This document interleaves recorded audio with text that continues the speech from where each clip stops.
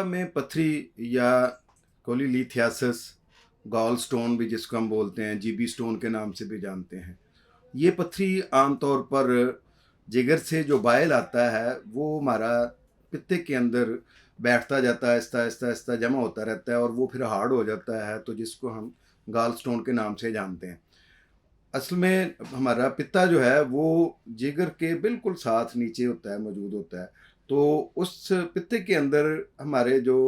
जिगर से जो सिक्रीशंस हैं जो एक्स्ट्रा होती हैं वो पित्ते में आना शुरू हो जाती हैं और पित्ता उनको हाजमे के लिए, जैसे कोलेस्ट्रोल को हज़म करने के लिए, सुर्ख मिर्च को हज़म करने के लिए और बहुत सारी चीज़ों को हज़म करने के लिए उसको खुराक की नाली के ज़रिए से स्टमक के अंदर ड्रॉपिंग करता है, उसमें वो सक होकर पित्ते से तो वहाँ उसके अंदर जाता है।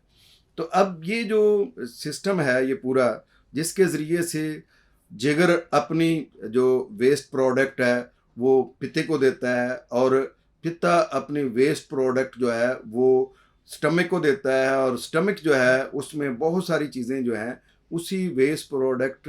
को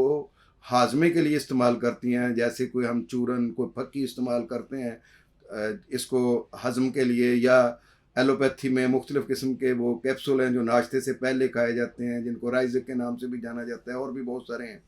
तो वो काम जो है वो पित्ते की सिक्रेशन करती है। अब होता यह है कि जब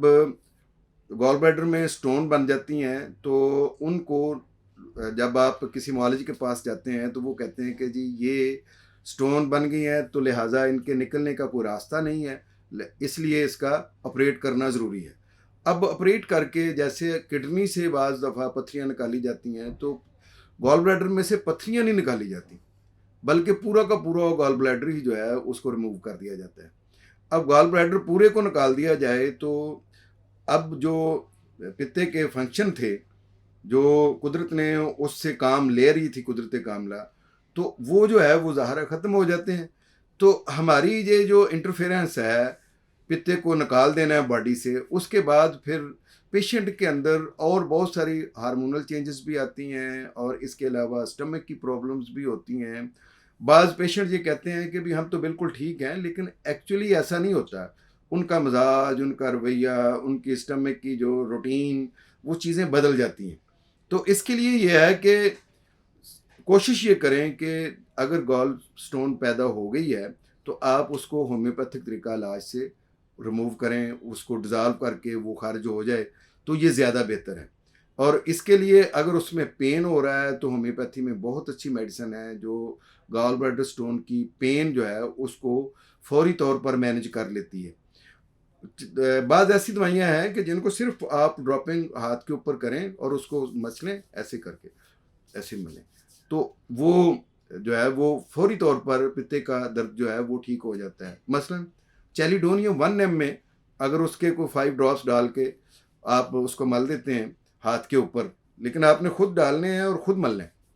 क्योंकि ये चीज़ भी और ये चीज़ भी, ये दोनों आनी चाहिए। ये नहीं है कि आप कोई मॉलिज डालता है और मॉलिज जो है ना उसको मसाज कर रहा है आपके हाथ के ऊपर, तो उससे वो फ़र्क उतना नहीं पड़ेगा।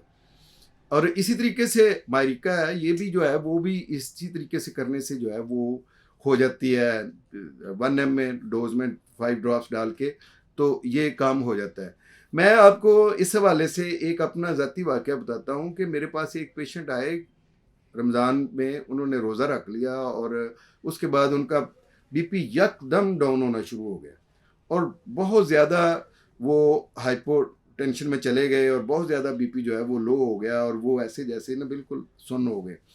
तो जैसे बंदा बेसुध हो जाता है, बेहोश हो जाता है, और वो हमने कहा कि भी अगर इस हालत में तो छूट है कि आप रोज़ा जो है वो छोड़ सकते हैं, तो उन्होंने इशारा किया कि नहीं मैं नहीं छोड़ूंगा। अब उनको हमने यहाँ पे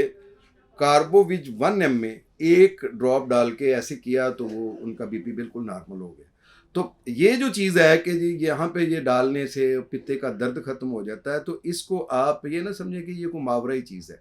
ये आप इसको एक्सपीरियंस करके देखें, पित्ते में अगर आपके दर्द है तो इस पे डालें, डालकर आप